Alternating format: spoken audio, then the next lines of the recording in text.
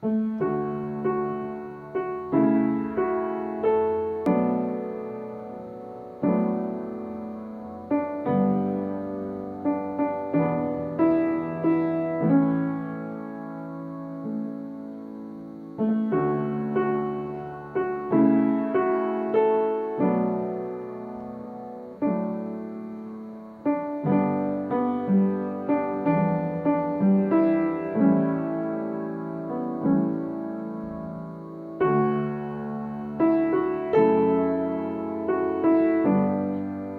buenas noches, amados hermanos. El Señor les bendiga. Saludamos también a los hermanos que están por el Zoom. Creo que está Auri, Mari Carmen y Elisa, creo también.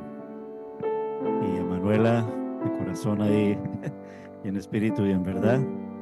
También va nuestro saludo en el Señor.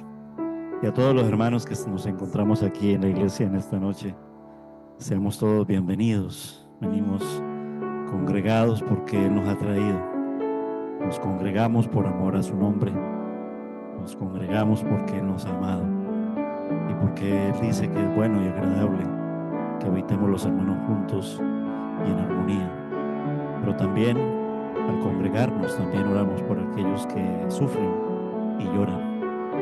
Hoy queremos elevar una oración muy especial por la familia de Jordi, por Mariama, por Jordi, por el esposo de Rosa. Rosa sabemos que ha partido con el Señor y decimos que ha partido porque me cuenta Jordi que ella hizo esa profesión y confesión de fe. Ella creyó en el Señor Jesucristo y entonces pues dice que los que morimos en Cristo, aun cuando muramos, vivimos, porque Él es la resurrección, Él es la vida eterna y nos da esa vida eterna como un regalo de la salvación por la gracia. Nos arrepentimos de nuestros pecados ante Él. Es el principio y el camino de la salvación. Él nos perdona, en la cruz nos ha perdonado, pero es necesario reconocerlo, aceptarlo y vivirlo y mantenernos fieles hasta la muerte. Queremos cantar al Señor cántico y alabanza a nuestro Dios, como el pueblo que en el Antiguo Testamento, como Israel, cuando Moisés se preparaba para libertarlos de la esclavitud, en el capítulo 4, al final de ese capítulo 4, dice que el pueblo creyó y al oír que el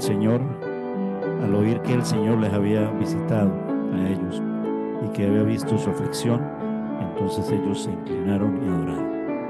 Hoy nosotros vivimos en un tiempo presente y con la mirada puesta en Jesús, hemos creído en nuestro Señor Jesucristo, y al oír nosotros que el Señor pues ha venido, más que visitarnos, ha venido y nos ha dado su Santo Espíritu y ha venido a morar de manera permanente, y al ver el Señor nuestra aflicción permanentemente, pues cómo no inclinarnos y adorarle. Nos inclinamos para adorarle con todo cántico, nos inclinamos también para orar, y en la adoración y en la alabanza queremos cantar de su gran amor, porque de tal manera amó Dios al mundo que ha dado a su Hijo unigénito, para que todo aquel que en él cree no se pierda, mas tenga vida eterna. Bienvenidos. Padre Celestial, inclinamos a ti, oh Señor, nuestro rostro. Somos conscientes, como en el lema de la iglesia, de que somos imperfectos, Señor, pero tú, Señor, estás haciendo una obra perfecta en cada uno de nosotros y se completará hasta el día del Señor Jesucristo, como tú lo has dicho en tu preciosa palabra, Señor. Seguimos hacia esa meta en este año, Señor, haciendo nuestro mejor esfuerzo. Esto implica fidelidad y diligencia en ti. Perdónanos las veces, Señor, que no lo hemos hecho, y ayúdanos, Señor. Queremos exaltarte con todo nuestro corazón. Guía nuestros corazones en adoración y en alabanza. Límpianos y purifica estos corazones, Señor, que se contaminan por el pecado. Nuestra naturaleza también nos hace traicionar, Señor, esa naturaleza vieja, pero la nueva nos levanta en ti, Señor. Señor, únenos con tu espíritu de amor y que podamos permanecer aquí, Señor, llenos de gozo, de amor y de bendición, porque tú eres nuestro dulce refugio. Gracias porque nos sentimos perdonados. Perdónanos la cantidad de veces, Señor, que pecamos contra ti. Ayúdanos, Señor, cada día a limpiarnos ante ti, Señor. Eres el único que puede perdonar nuestros pecados. Te damos las gracias, Señor, por esa salvación tan grande y tan perfecta en ti, Señor. Un regalo de la gracia y de la misericordia. Queremos encomendar cada uno de los motivos de la congregación, Señor, de nuestros hermanos, y juntos, Señor, venir aquí hoy a tu casa que es llamada casa de oración para orar juntos, Señor. Señor, escucha nuestros ruegos por amor a tu nombre. Señor, sé tú consolando los corazones de Jordi, de Mariama, del esposo, Señor, de Rosa también, Señor. Señor, eres nuestro Dios protector. También oramos por la abuela y el abuelo de Jordi, Señor, ante la partida de su hija, Señor, en unas circunstancias tan repentinas que nos causan dolor. ¿Cómo no? Si humanamente nosotros todo esto nos causa dolor, lloro, tristeza y aflicción, pero en ti encontramos, Señor, refugio, esperanza, consuelo y salvación. Gracias por cada uno de mis hermanos que estamos congregados y que hemos venido juntos, Señor, para adorarte. Oramos también, Señor, por toda nuestra iglesia, Señor, por los enfermos, oramos por nuestros niños, por nuestros jóvenes, oramos por los matrimonios de nuestra iglesia, por las familias, y oramos, Señor, por todo, en todo tiempo y en todo momento. Permítenos ahora, Señor, alabarte con todo nuestro corazón, Señor, con todo nuestro ser, Señor. Gracias te damos en el nombre de Cristo Jesús. Amén. Hermanos, pongámonos de pie y cantemos al Señor nuestro Dios. Cantemos de su amor. Amén.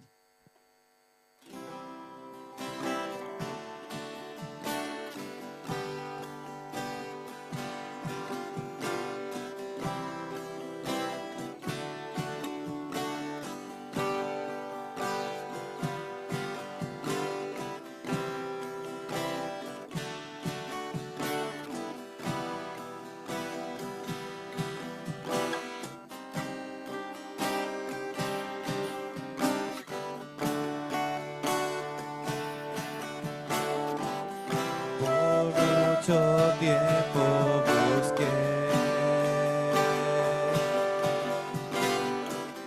una razón de vivir,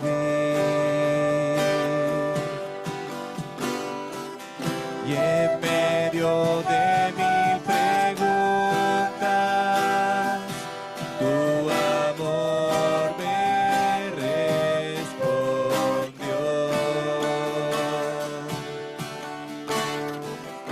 Ahora veo la luz y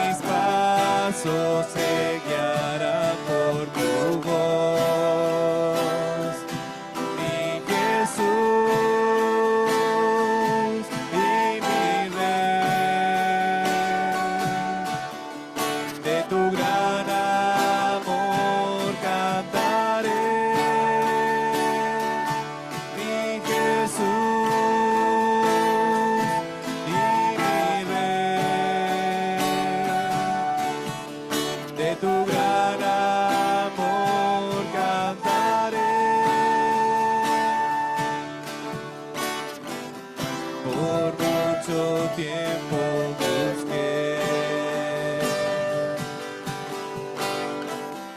una razón de vivir,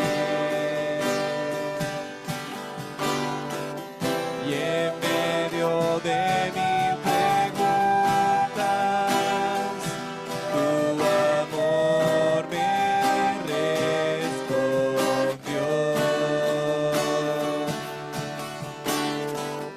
Ahora veo la luz y ya no tengo temor. Tu reino vino a mi vida y ahora vivo para ti. Cantaré de tu amor, rendiré mi corazón ante ti. Tú serás mi pasión y mis pasos se guiará por tu voz. Mi Jesús y mi Rey, de tu gran amor cantaré. Mi Jesús y mi Rey, de tu gran amor cantaré, cantaré de tu amor, rendiré mi corazón ante ti. Tú serás mi pasión y mis pasos se guiarán por tu voz. Mi Jesús y mi Rey, de tu gran amor cantaré. Mi Jesús y mi Rey, de tu gran amor cantaré. Jesús.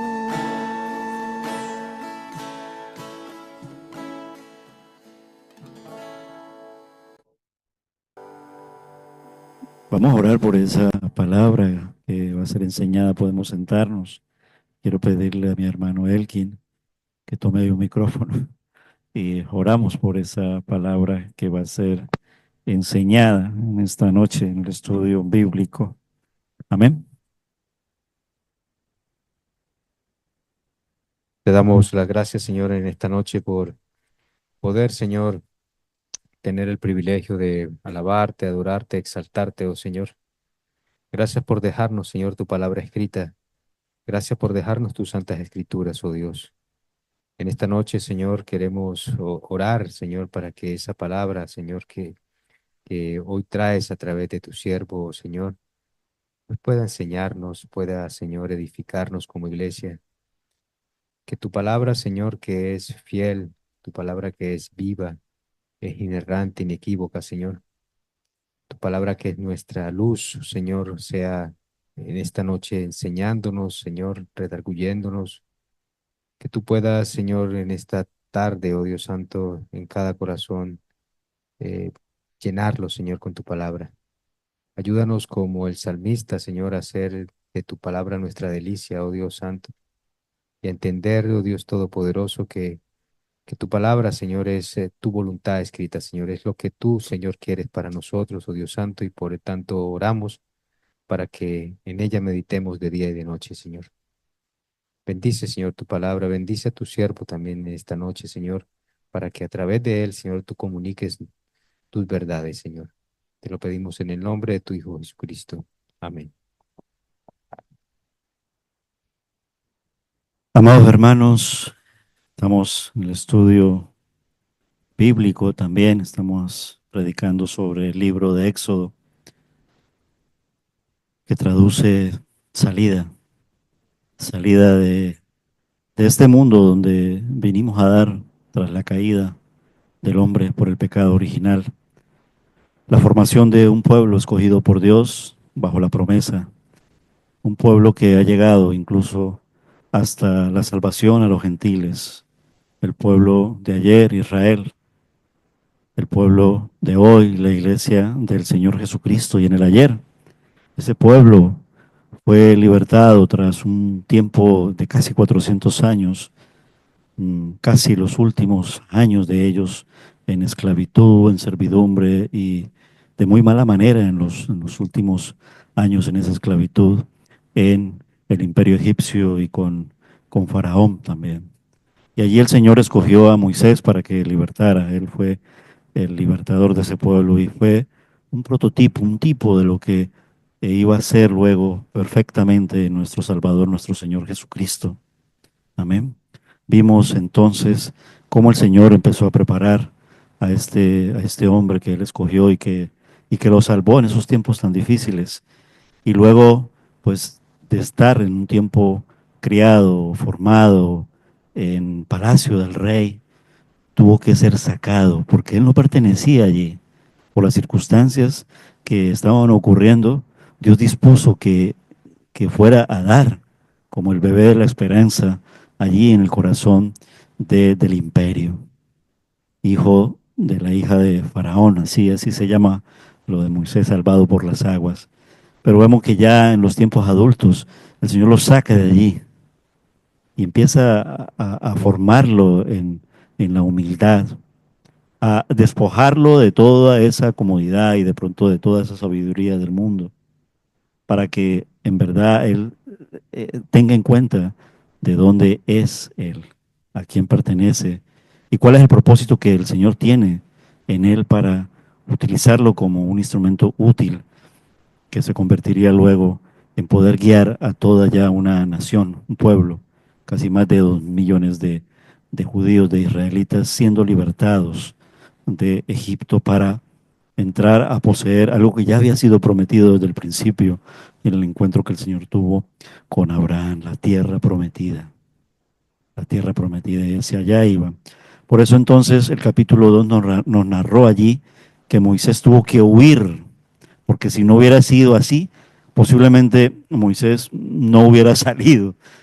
Casi siempre son las circunstancias difíciles donde se nos hace que nosotros seamos movidos por X o Y circunstancias y en muchas ocasiones tengamos que huir tras de una cantidad de situaciones erróneas que cometemos y tenemos que comenzar como a buscar salidas. El Señor lo lleva en esa huida para ser formado y allí entonces él pues ya tiene una familia, etcétera, etcétera. Pero él regresa después de huir de Egipto porque había matado a un egipcio, ¿vale?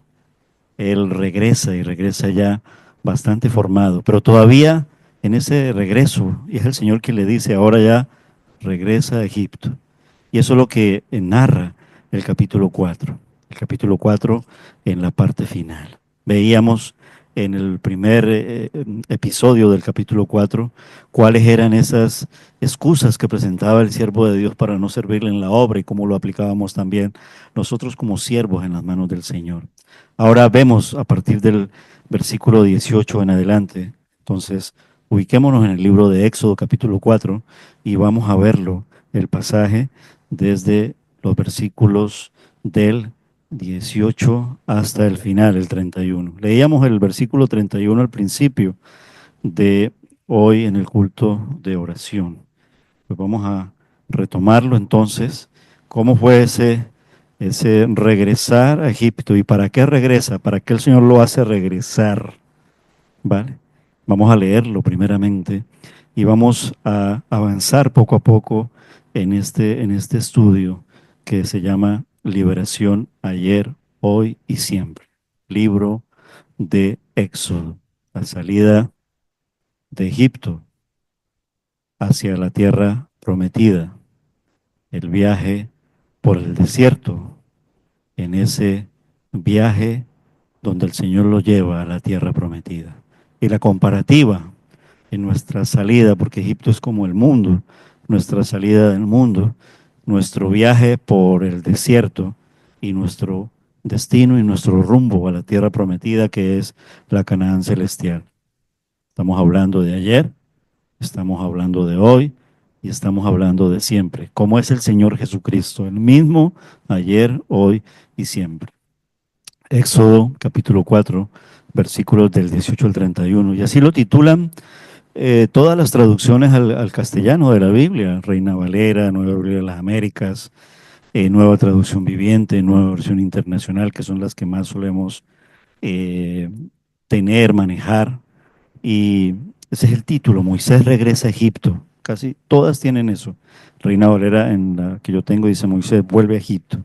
Voy a leer la Nueva Biblia de las Américas, versículo 18, y así entonces el Señor hace escribir la historia. Moisés se fue y volvió a casa de su suegro. O sea, tras de poner todas las excusas, pero tras la revelación del Señor, entonces yo lo haré así. Y estas son las grandes señales y prodigios porque el pueblo te va a pedir señales. Entonces, ocurrido todo eso, que es lo que ocurre en los versículos del 1 al 17, entonces Moisés se fue y volvió a casa de su suegro Jetro y le dijo, te ruego que me dejes ir para volver a ver a mis hermanos que están en Egipto y ver si aún viven. Tengamos presente esto, que es nuevo aquí, ¿vale? Y ver si aún viven. ¿Por qué él dijo esto?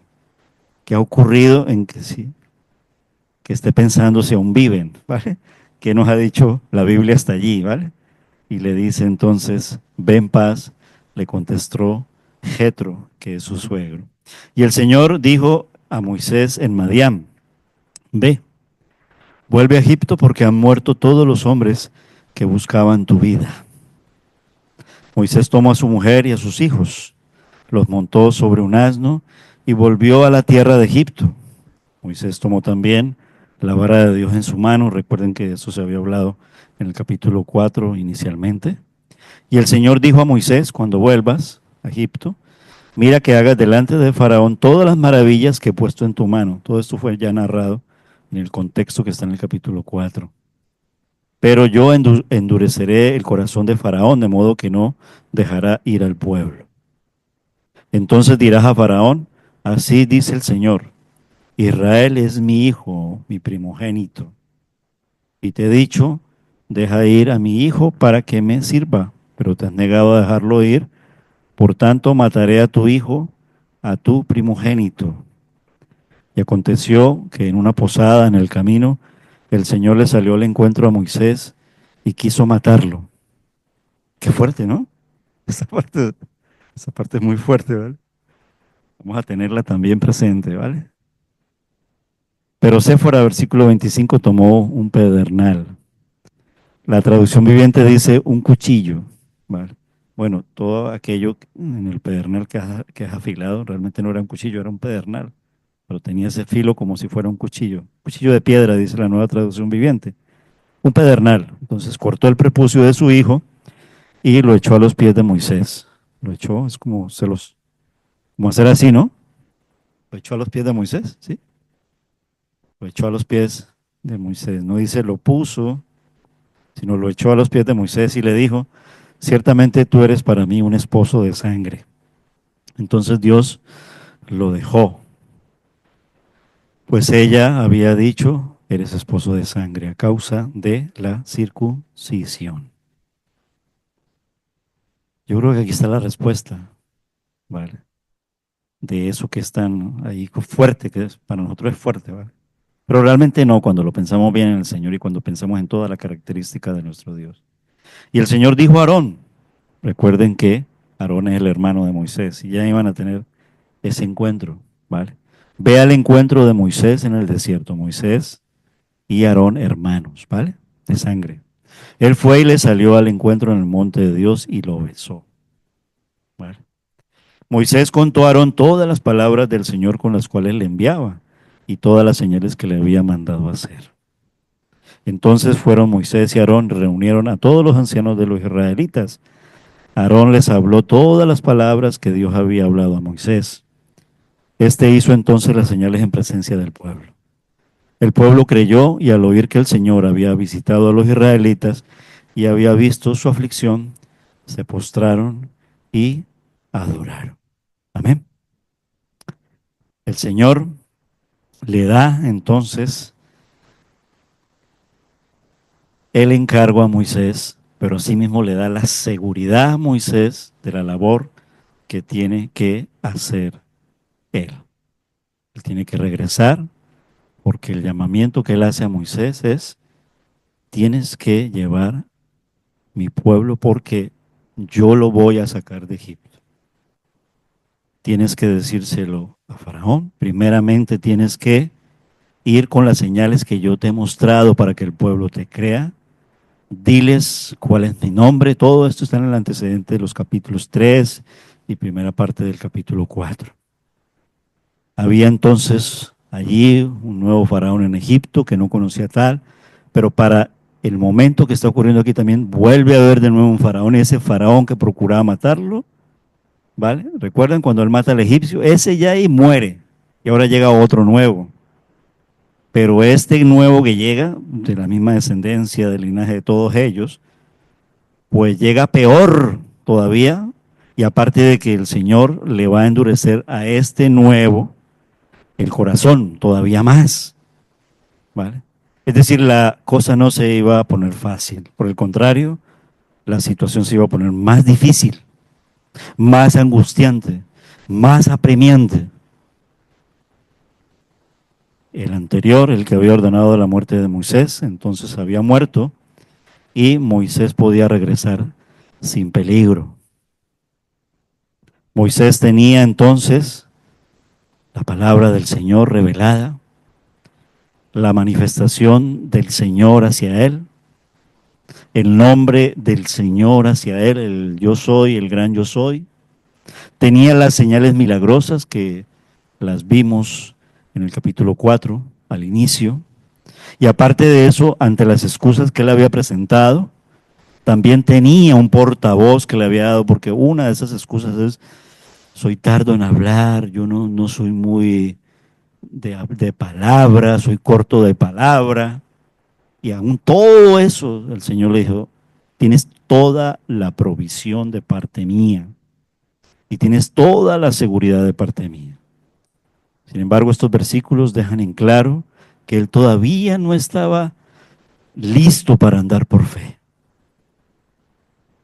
No le dijo a su suegro la verdad respecto de su viaje a Egipto, porque Dios le había dicho que sus hermanos vivían todavía y él dudaba, ¿vale?, a ver si aún viven. Para Warren Wilby se detiene mucho aquí al decir que aquí todavía Moisés mostraba mucho de la incredulidad humana que él tenía, en el sentido de la gran misión que tenía por delante. Wilby dice que es muy valorable de que Moisés se preocupara de todas sus tareas terrenales, pero estaba descuidando una tarea que es vital para nosotros, y es la fidelidad antes de salir, es decir, el testimonio. Y especialmente en él, el testimonio hacia su suegro Jetro. Verdades a medias, no era tampoco el único que le decía en el contexto. ¿Recuerdan a Abraham cuando se enfrenta a los enemigos y a todas las circunstancias?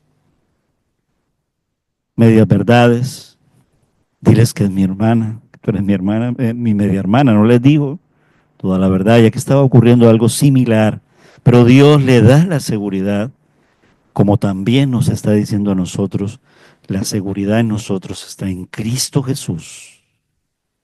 Nuestra gran señal es su obra poderosa, que tiene hoy el recordatorio del símbolo de la cruz.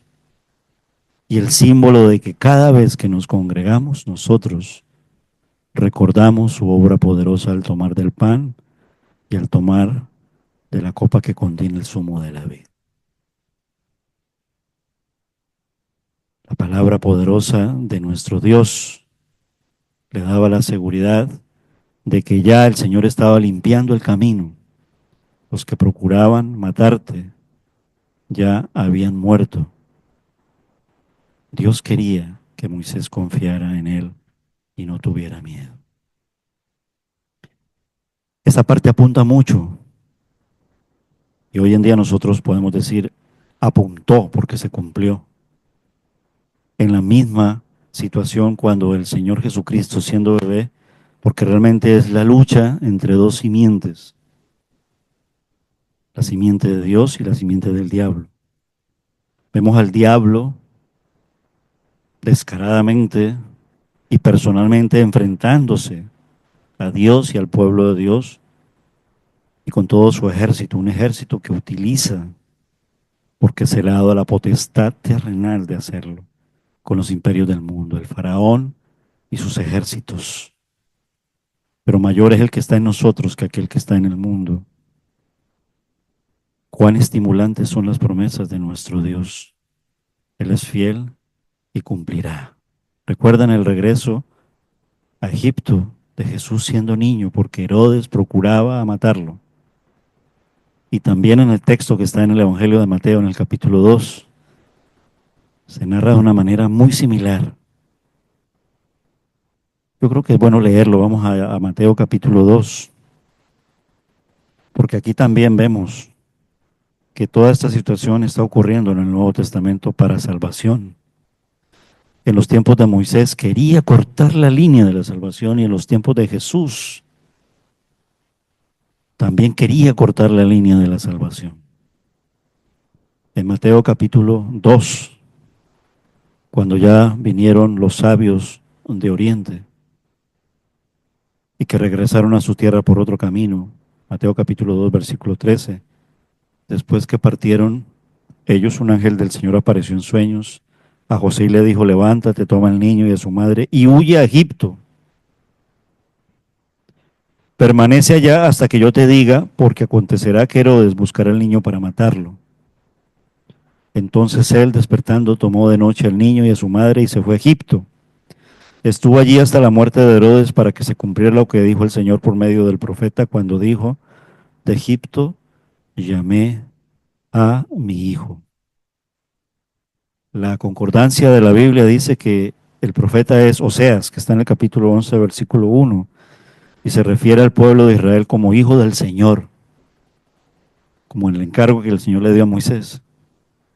O sea, ve por mi pueblo, mi hijo Israel, mi primogénito. Dice, Dios había hecho volver de la esclavitud de Egipto a su hijo Israel y ahora Jesús su hijo por excelencia también había estado exiliado en aquel mismo país. Apuntaba la situación de Moisés hacia el cumplimiento perfecto en la obra redentora y salvadora de nuestro Señor Jesucristo, de Egipto, huyendo para luego regresar. Y todo en este proceso de salvación. Moisés guiando a Israel, el Señor Jesucristo, nuestro libertador, nuestro salvador, guiándonos en la liberación. Aún de bebé, porque es desde humanamente antes de nacer el bebé salvador, que luego crece y humanamente completa su obra poderosa, muriendo en Jerusalén humanamente, para morir por nuestros pecados, pero para vencer al diablo en la cruz. Libro de Colosenses que ya fue enseñado en el estudio bíblico los días jueves. El Señor poderoso, nuestro Dios.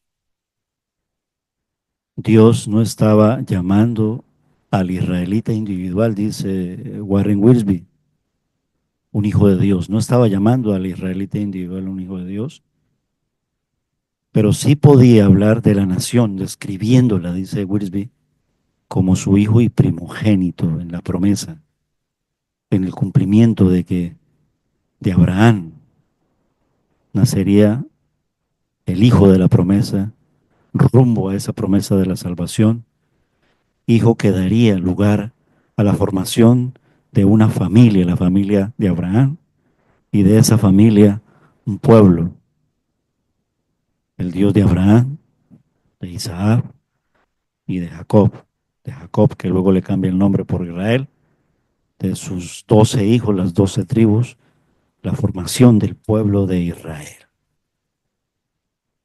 Y aquí nos encontramos con una situación muy, para muchos, tal vez confusa. Yo creo que podríamos sincerarnos en esta noche en el sentido de que aun cuando sea confusa, realmente para mí no lo es.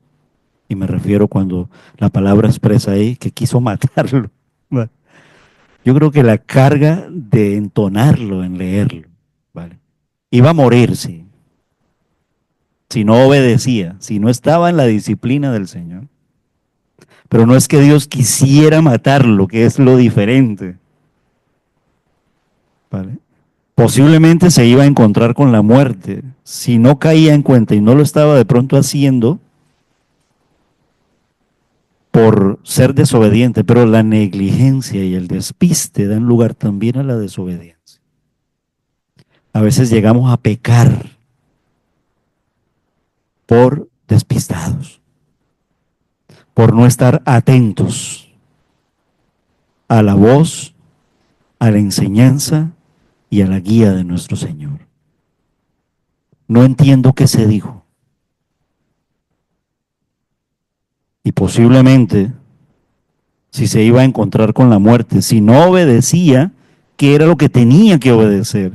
Que ya se había dicho en Génesis 17 acerca de el pacto de la circuncisión, que luego se amplía también en Levítico, y que es una ordenanza que tenían que cumplir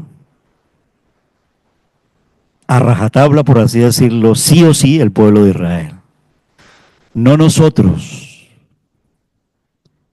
porque nosotros vivimos bajo el pacto de la gracia. Y recuerden que ese fue uno de los grandes conflictos de la iglesia, tanto que no la dividió, pero sí genera un conflicto entre Pablo y Pedro sobre la cuestión de los judaizantes, y cuando los cristianos judaizantes querían obligar a los cristianos gentiles a que ellos tenían que circuncidar, ¿se recuerdan?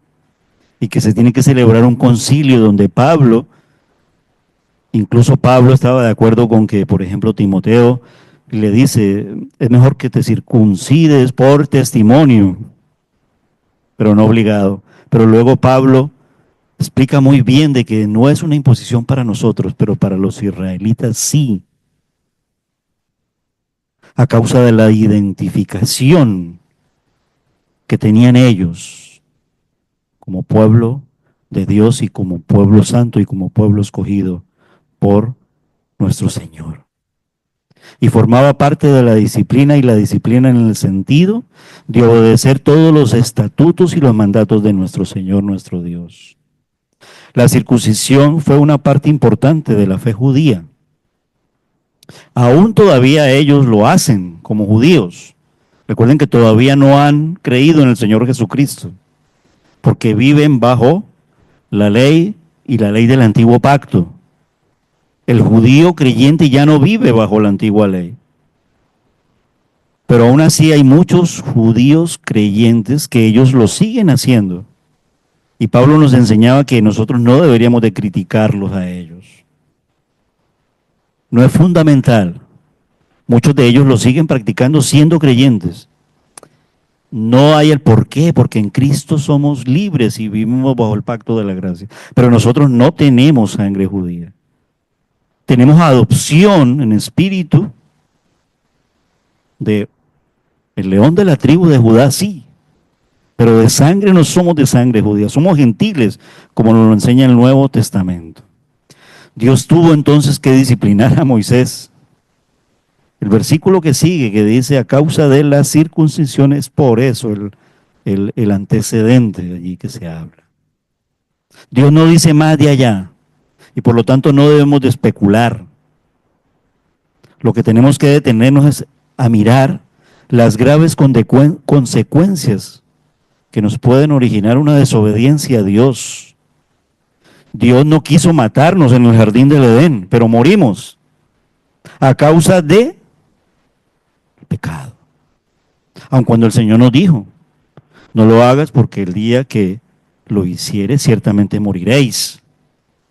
Y posiblemente aquí se estaba dando una circunstancia igual en el sentido de que Moisés no estaba atendiendo una situación de ordenanza y disciplina que se cumplía en el pueblo de Dios desde Génesis 17, cuando el Señor le da las instrucciones desde Abraham. Y Dios tuvo que entonces disciplinar a Moisés para recordarle su obligación. ¿Cómo podía guiar a Israel entonces si fallaba en cuanto a guiar a su familia en las cosas espirituales? Esto se iba a convertir en una situación muy difícil para él dentro de toda la misión que él tenía para que el pueblo pudiera obedecer al Señor si fallaba en este aspecto tan importante. Es decir, todavía estaba siendo Moisés formado. Uno, no le dijo toda la verdad a Jetro. Dos, estaba fallando todavía en la disciplina del Señor y especialmente en lo que respecta a ciertas ordenanzas, en este caso, el de la circuncisión.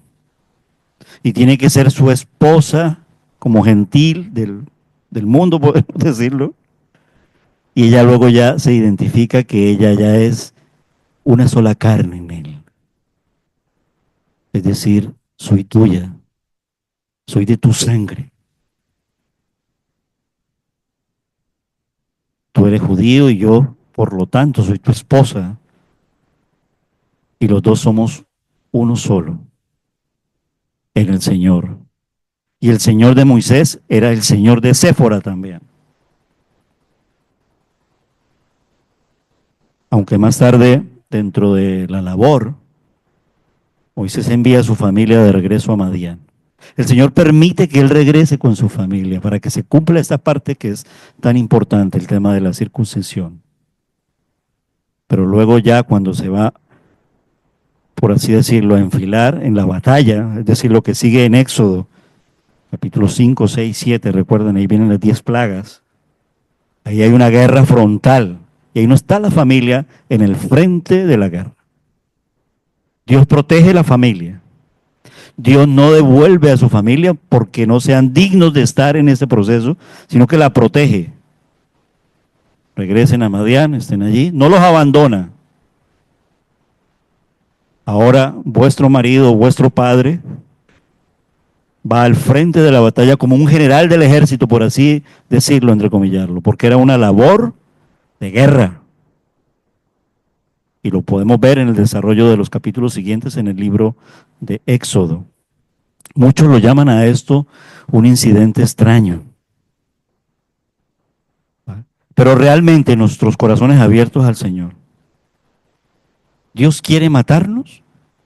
Nunca. Esto lo utilizan mucho para denigrar de nuestro Dios. Para decir de nuestro Dios, ese es un Dios raro. ¿Cómo así que va a matar a su siervo, al que él ha escogido? No quiero entrar en decir que hay una mala traducción, no quiero entrar en ello. Pero habría que revisar, no soy un experto en los idiomas originales de la Biblia. Pero habría que revisar realmente y pedirle a los estudiosos de ellos, en el sentido de estudiar las lenguas y las lenguas de la Biblia, de acuerdo al carácter de nuestro Dios, sale al encuentro para matarlo. Quiso matarlo. También podía morir, que es diferente. ¿Para qué nos va a querer matar Dios si nos va a salvar? Entonces, el desarrollo, el carácter de nuestro Dios, el propósito de nuestro Dios, tumban ese argumento acerca de algo que muchos llaman incidente extraño y confuso. Realmente para mí no es confuso. Realmente lo más claro allí es qué peligro ser desobediente, y desobediente muchas veces por ser despistado y no estar atento. Y esto luego es una exhortación que el Señor llama frecuentemente para que el pueblo se sacuda, para que no seamos despistados, negligentes, incluso cuando decimos, no pasa nada con que no me congregue. A ver, no estoy diciendo que por eso nos vayamos a morir. Y no quiero... Dios puede hablar muy fuerte acerca de dejar de congregarnos, porque es un mandato de nuestro Dios. Y muchas veces dejamos de congregarnos por despistados, faltos de interés, no estar atentos y dejarnos adormecer por el diablo. Nos engaña el diablo. Descuidados. Él había descuidado el rito de la circuncisión de su hijo, dice Warren Wiersbe. Dicha ordenanza constituía la evidencia o sello de garantía del pacto que Dios se había hecho con Abraham. Ahora bien, dentro de lo que ocurre en Éxodo y en lo que apunta y llega hasta el Nuevo Testamento, Antiguo Testamento y Nuevo Testamento, la circuncisión para nosotros tampoco es extraña en el sentido de desobedecerla. ¿Pero cómo? Y eso es lo que sigue en el siguiente estudio. Nosotros también podemos pecar por no practicar la circuncisión. ¿Pero cuál circuncisión? La misma que aclara el Nuevo Testamento acerca del debate y el conflicto que se genera por ello. Porque el Señor llega luego a hablar de circuncidados vuestros corazones, como una comparativa. Quitad el prepucio de vuestros corazones. Entonces, con la enseñanza del Antiguo Testamento, pues eso conmigo no tiene nada que ver, yo soy libre en Cristo, y resulta que estoy teniendo mi corazón sin circuncidarlo. ¿Qué significa todo esto? Es el siguiente tema que viene allí a causa del estudio bíblico que estamos llevando con el libro de Éxodo.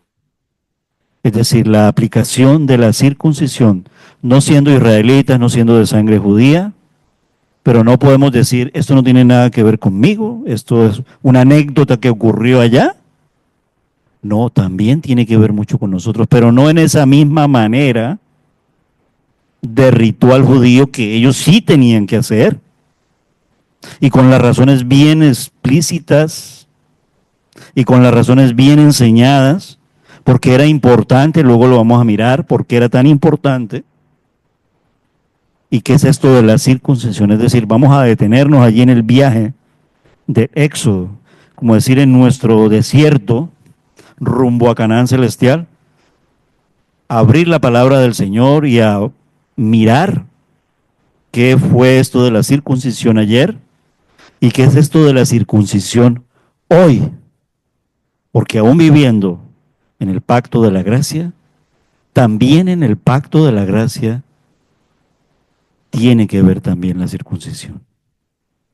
Pero el Señor nos lo explicará muy bien, de acuerdo a como lo dice la palabra. Si Moisés iba a proclamar a otros la voluntad de Dios, él mismo tenía que ser obediente a la voluntad de Dios. Y Dios por su parte tenía que recordarle su desobediencia, aunque fuese a la fuerza o a través de una grave enfermedad. Dice Wiersbe, o entre comillas, dice, este episodio parece difícil de entender, este episodio, y debemos de retroceder en el tiempo por un momento para examinar el problema en el pasado.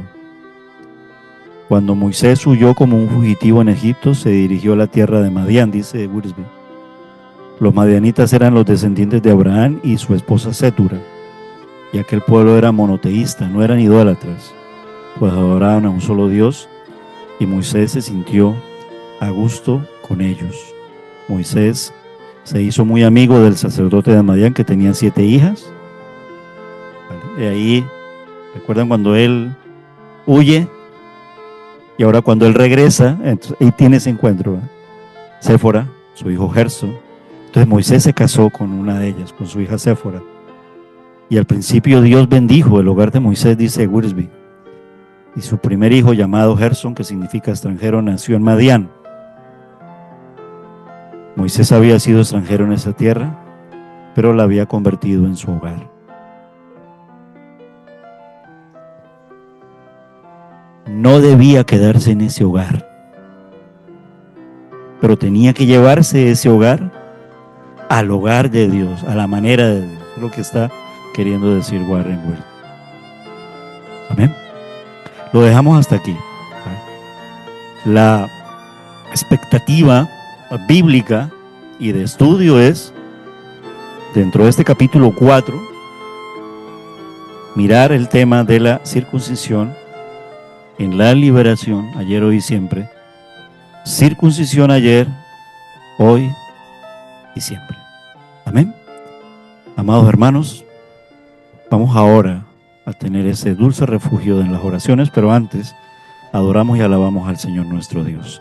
Pongámonos de pie, esperamos al grupo de alabanza y entramos en este tiempo de motivos y oraciones, orando juntos y orando los unos por los otros. Cántale al Señor, dulce refugio. Amén.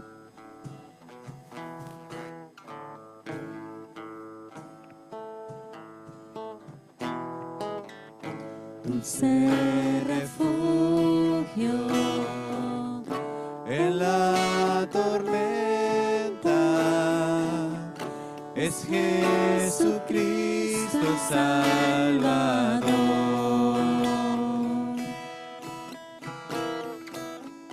Él me alienta y alimenta con su palabra y su amor. Dulce refugio en la tormenta es Jesucristo el Salvador.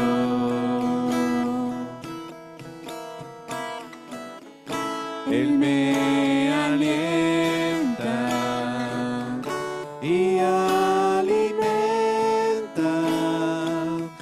con su palabra y su amor.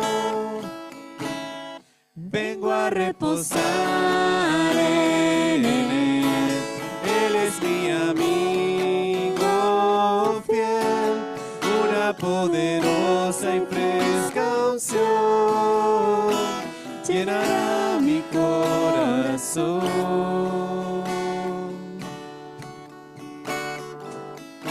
Dulce refugio en la tormenta es Jesucristo el Salvador.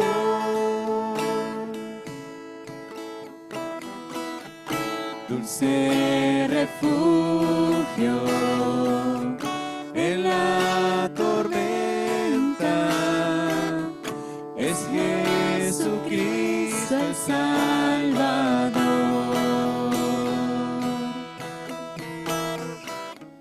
Él me alienta y alimenta con su palabra y su amor.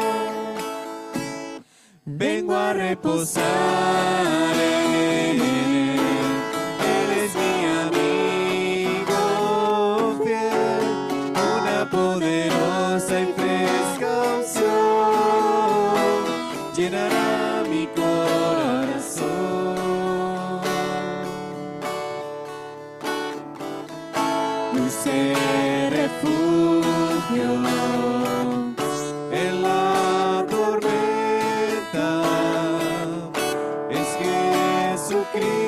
Jesucristo el Salvador.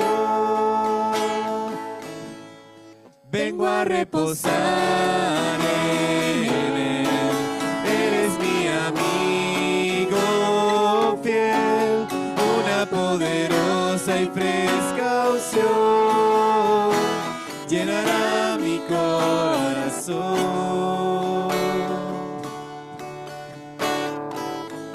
Dulce refugio en la tormenta es Jesucristo el Salvador.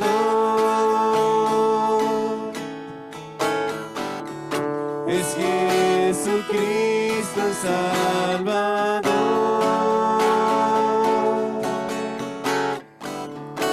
Es Jesucristo el Salvador.